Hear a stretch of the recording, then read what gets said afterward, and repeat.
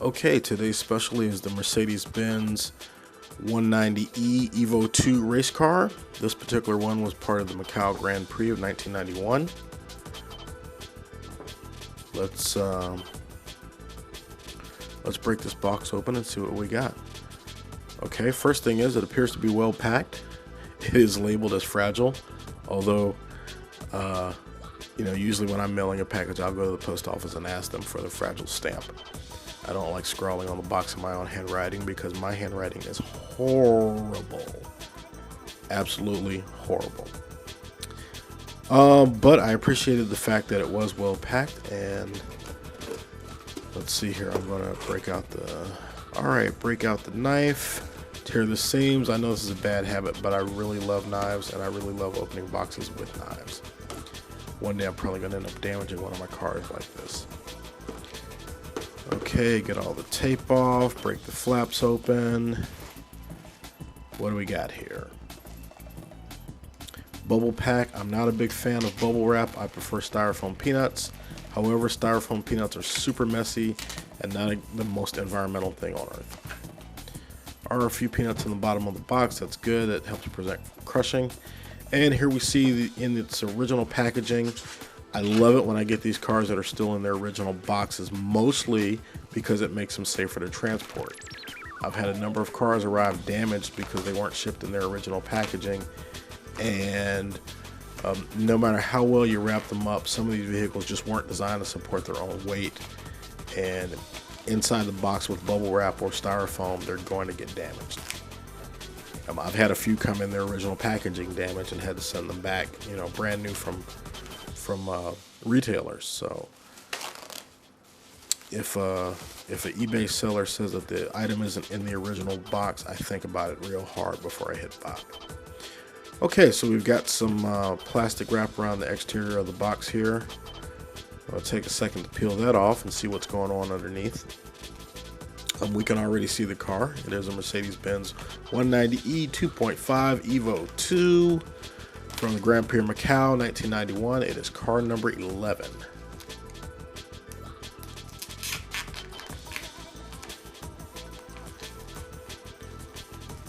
Again, with the knife, trying to work my way through this plastic without damaging the box. That's always a tricky proposition.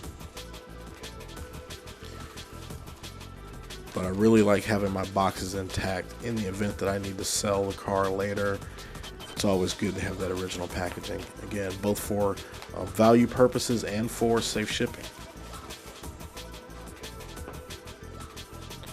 Alright, got this plastic off.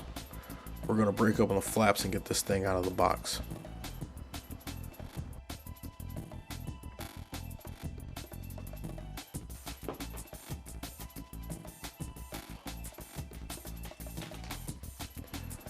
Box has some rubbing damage, but isn't yellowed appreciably, which means it's probably not been in direct sunlight too much.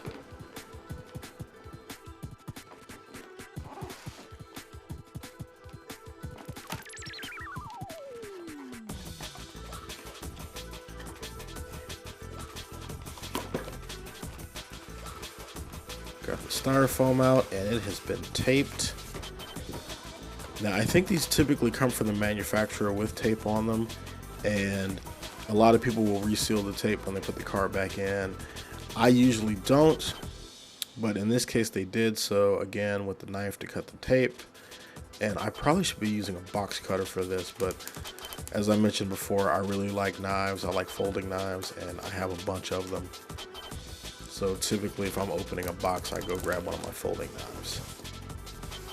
Not saying I've ever had an accident with a box cutter. Just saying, me and razor blades have had some situations. Now here was something interesting.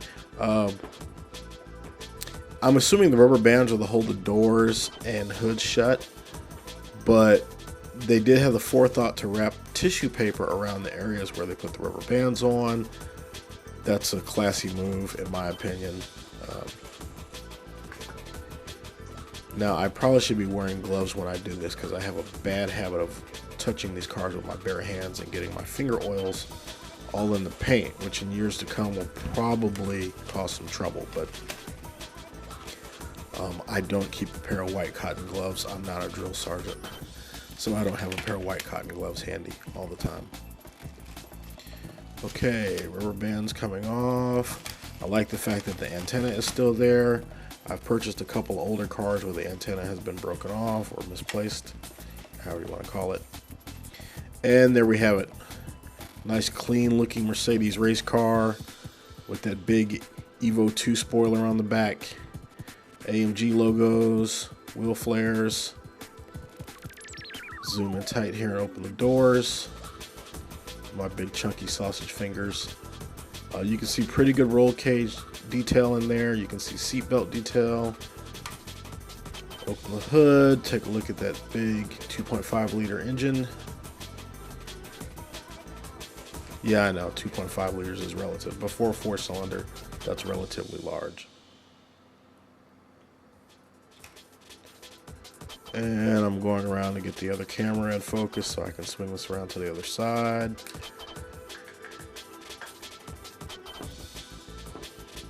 Alright, got the other camera up and running. Spin the car around, open the doors on the driver's side, or left-hand side if you're in the UK. The trunk won't stay open. I think there's a prop rod, but I can't find it.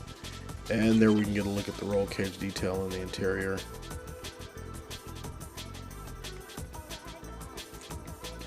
Probably should use the macro lens and get in really close, but that's more trouble than it's worth today.